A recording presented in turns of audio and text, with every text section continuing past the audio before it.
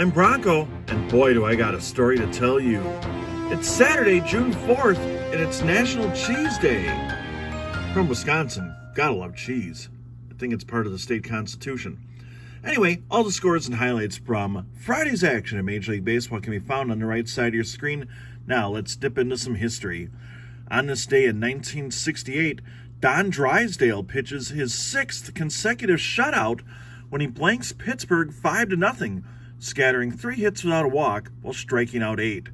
During his dominant stretch, Drysdale would shut out the Cubs, Astros, Cardinals, Astros again, I think that's why they eventually moved to the American League several decades later, and the Giants in addition to the Pirates.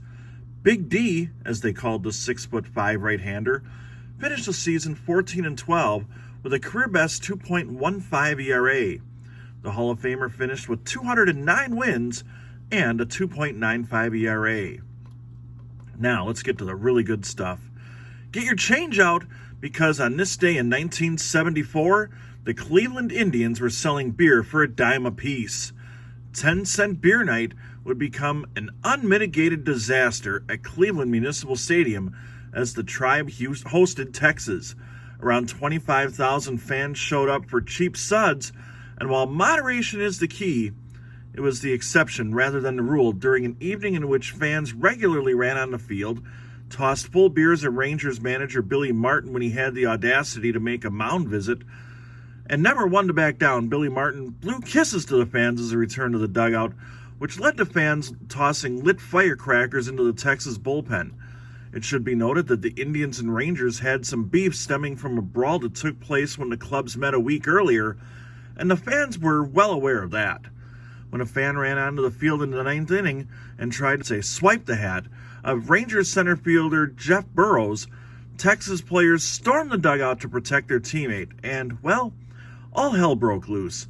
Players were fighting fans, people were getting hurt, and the SWAT team was eventually called in to try to restore order with tear gas. As you might imagine, the game was ruled a forfeit. The best part? Cleveland held another 10-cent beer night a month later, but this time there was a lot more security limits on the number of beers a fan could purchase, and the event went off without a hitch. Now, let's get on to some birthdays. Tony Pena turned 65 today.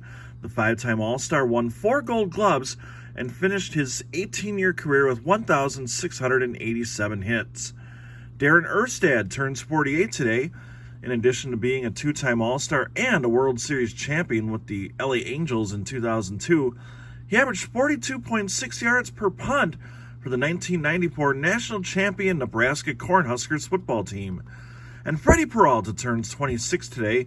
He's on the injured list now for the Crew, but last year he was an All-Star, going 10-5 with a 2.81 ERA for the Brewers. June is 1985 Tops Month here on the Card of the Day calendar. We got another Hall of Famer, the great Carlton Fisk. If you don't love Pudge, I don't think you love baseball. Anyway, hope you enjoyed this edition. Go get some dimes and enjoy a few frosty beverages here on a nice weekend afternoon. I'm Bronko. Sports out.